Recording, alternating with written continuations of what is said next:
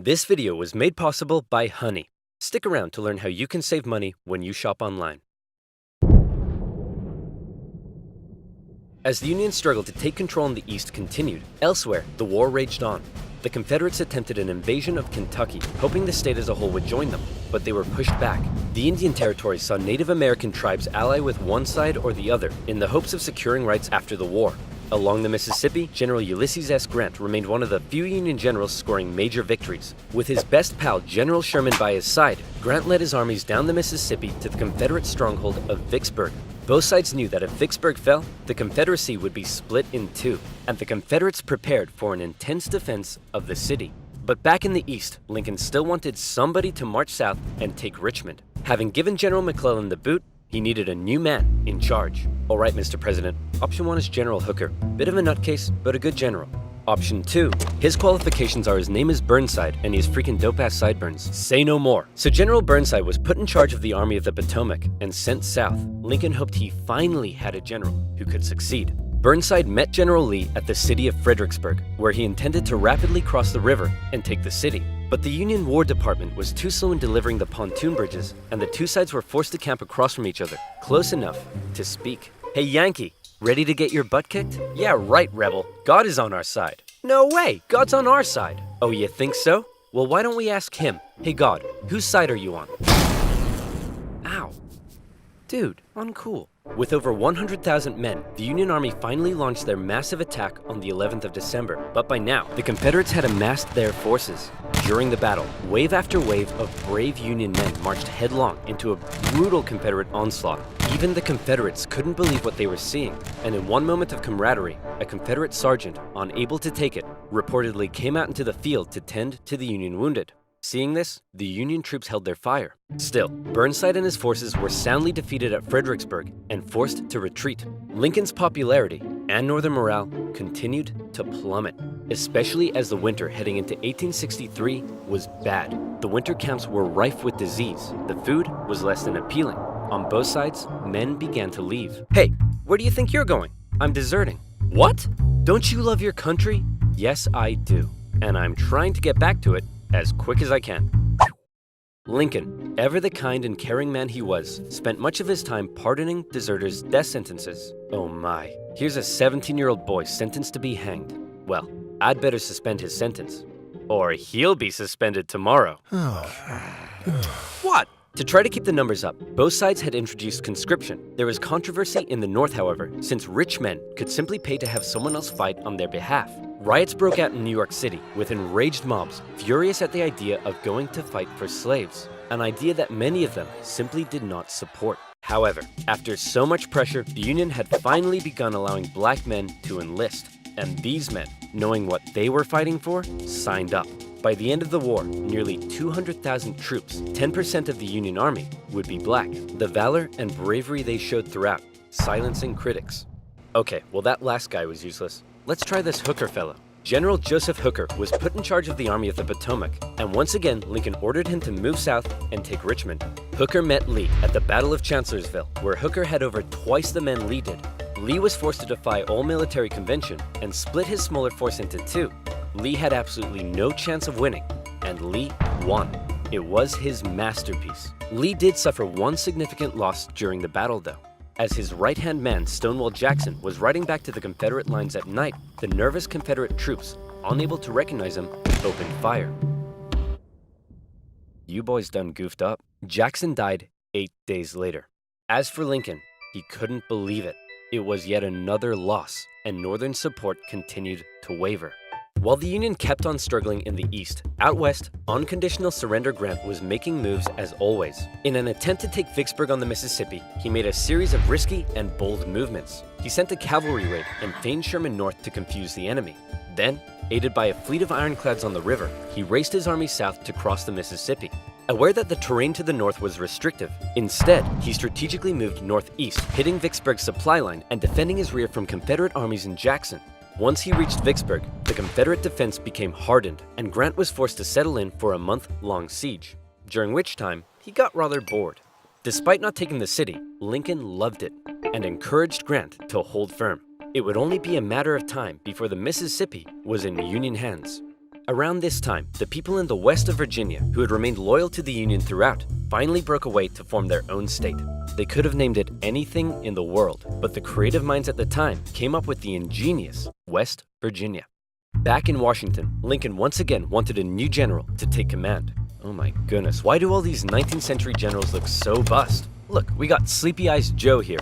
That's Princess Leia with a mustache. E.T. phoned the doctor.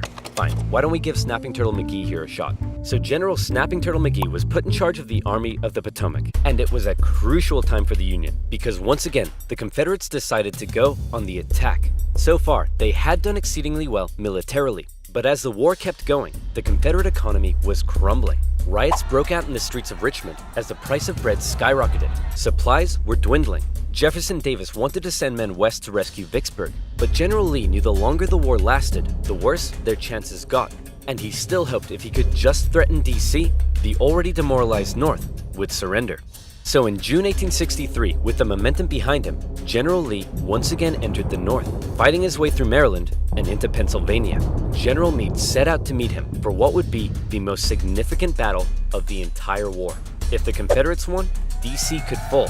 If the Union won, it would be a turning point, as the Confederates would run out of steam, and the small town that was to get caught up in the crossfire of the largest battle in American history was Gettysburg, Pennsylvania.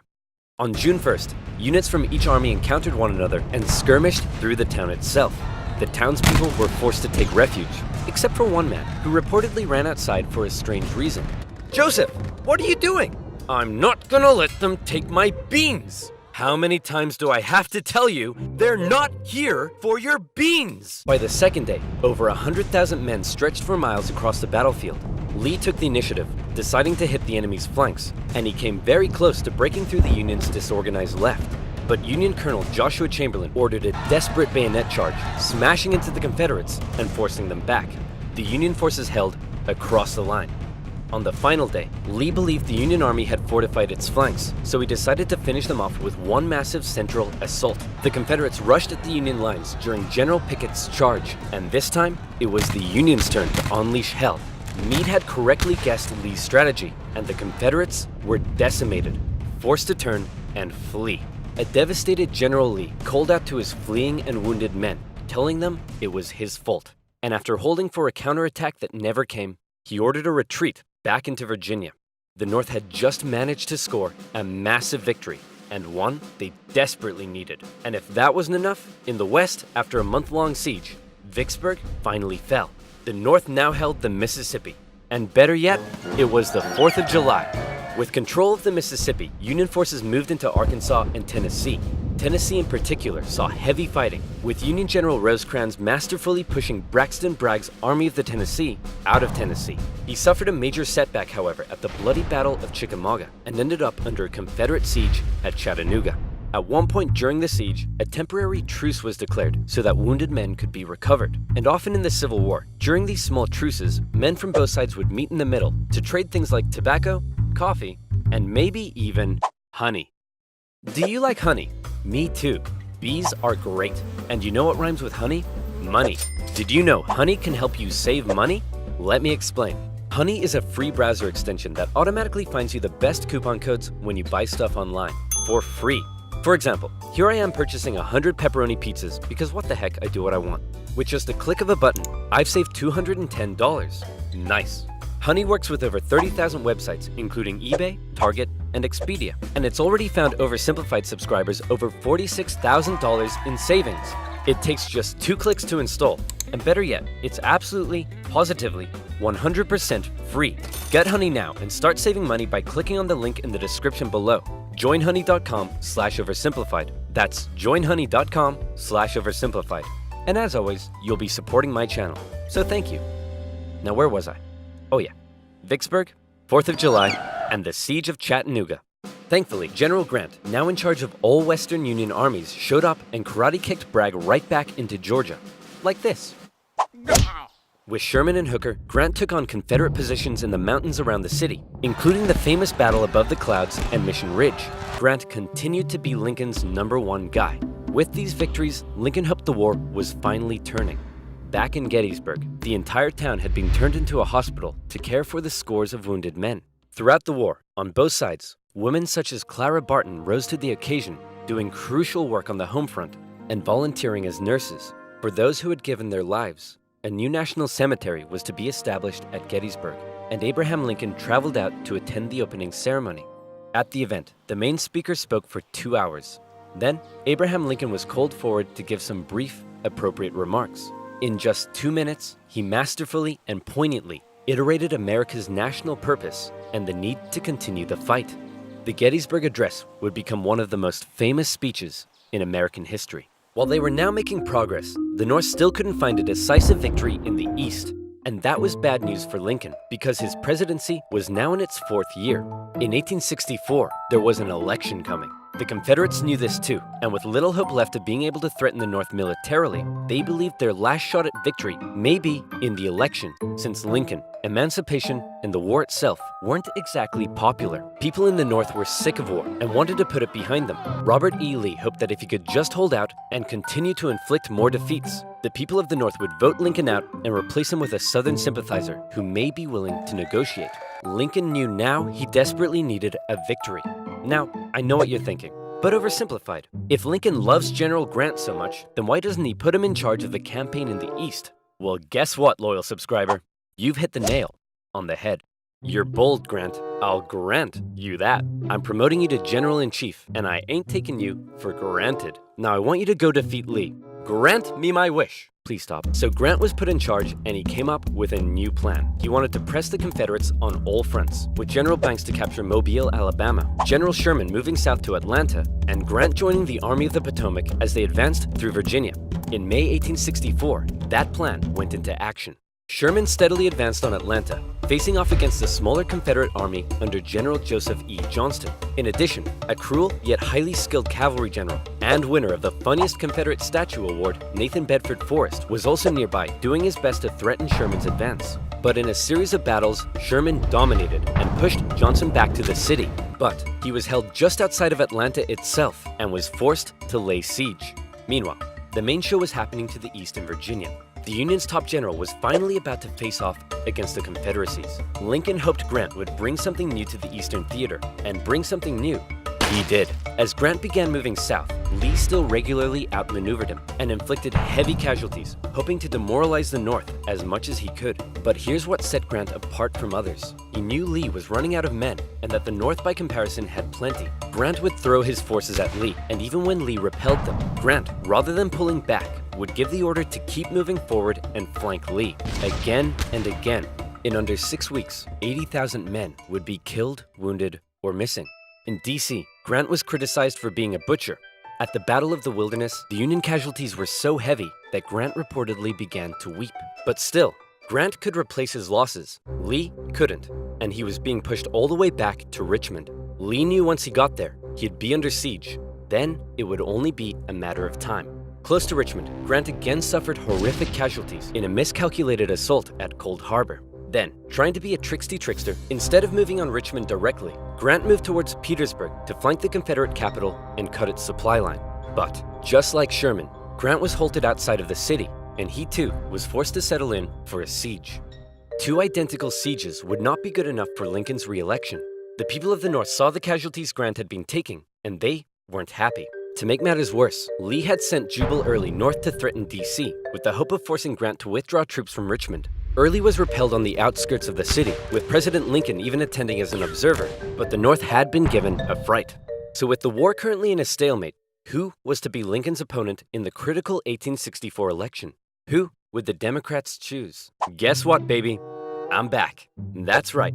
General George B. McClellan would run for president against Abraham Lincoln. My fellow countrymen, if you elect me, I, the great General George McClellan, will fearlessly and valiantly win the war.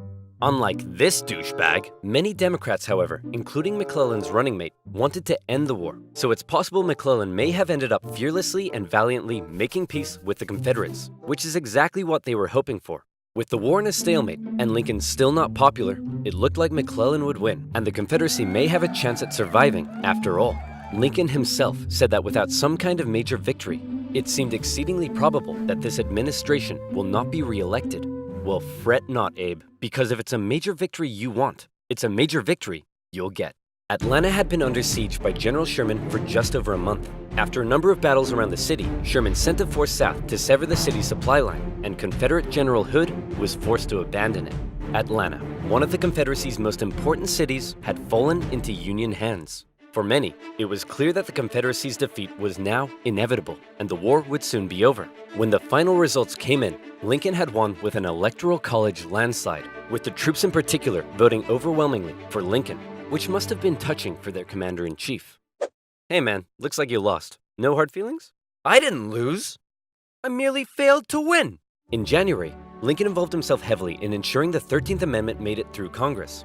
In a narrow and historic vote, the amendment passed. Slavery would now be constitutionally banished throughout the nation. Black men and women, watching the vote from the galleries, knew the work had only just begun. A couple months later, at his second inauguration, with victory right around the corner, he didn't celebrate, he didn't gloat. Instead, he emphasized the need for reunification and binding up wounds. To him, Americans, North or South, were to again be compatriots. However, listening to Lincoln speak that day was a man who had no interest in reunification. John Wilkes Booth, an actor living in D.C., was also a deep Southern sympathizer, and as the war turned against the Confederacy, depressed and full of hate, he was already plotting his revenge on the man he held responsible. With further Confederate losses, it was pretty clear at this point who would win. But still, Jefferson Davis showed no sign of giving in. The North were frustrated to see the conflict being dragged out. Why waste more lives? In Atlanta, General Sherman believed he had the key to forcing the Confederacy's hand. He had an unusually modern concept that an army could only survive with the support of the people. Strike at the people, and the army collapses. Sherman decided to do something unprecedented. He would remove his 62,000 men from their supply line and march through the heartland of the Confederacy, where they would live off the land. There, they would wreak havoc. As they marched, they tore up railroads, burned farms, and destroyed communication lines. They also liberated thousands of slaves. The damage done was estimated at $1.4 billion. The tactics were cruel, but to Sherman, it was better than losing yet more men in battle. In December, he reached Savannah, Georgia, but he wasn't done yet. Next, he turned north to inflict his punishment on the first state to secede, South Carolina. As he moved, he came ever closer to General Lee's army, still holding out at Petersburg. The siege of Petersburg had lasted for 292 days. 60,000 of Lee's men had deserted. Numerous Union attempts to break through had failed, but when the breakthrough finally came, it came quick. On April 2nd, a Union assault finally pushed the Confederates from their defenses. Hey man, there's no need to evacuate, right? You'll rescue us like last time, right? Sorry, can't hear you. Lee narrowly escaped the city, hoping he'd be able to meet up with General Johnson and continue the fight. Grant chased him down. Richmond was evacuated, and Jefferson Davis went on the run. As they left, the Confederates set fire to military buildings, but the flames burned out of control, and as the Union troops arrived, they became firefighters. A couple of days later, Abraham Lincoln visited the war-torn city. Grant caught up to Lee at Appomattox Courthouse, where he trapped his forces. It was here, on April 9th, 1865, that Lee saw no point in continuing. Sir? Listen, bub, I drank a bit too much last night, and now I'm hanging like a fruit bat on a hot day. So whatever you have to say, I don't want to hear it. General Lee says he wants to surrender. Hot diggity dog! Grant and Lee met in the home of a nearby farm family, owned by a man who had tried his best to escape the Civil War years earlier, Wilmer McLean. All right, can we all just hurry up and get this over with? Martha, not now! I'm cleaning! Do you want us to get rats? Grant and Lee, after years of war, now spoke respectfully to one another. When Lee left, his face filled with emotion, Grant's men began to cheer, but Grant ordered them to stop. He knew that now was the time for reconciliation. Just over 2 weeks later, General Johnson would surrender to Sherman, ending the war for 89,000 Confederate soldiers in the largest surrender of the war. Not every Confederate state had surrendered, but the war was as good as over. Across the North, church bells rang out and celebrations erupted. In Washington, Lincoln gave a speech from the White House to a jubilant crowd, in which, among various things, he expressed his support for black voting rights. Lincoln had seen the nation through its deepest crisis. The presidency had visibly aged him. He had lost over 20 pounds.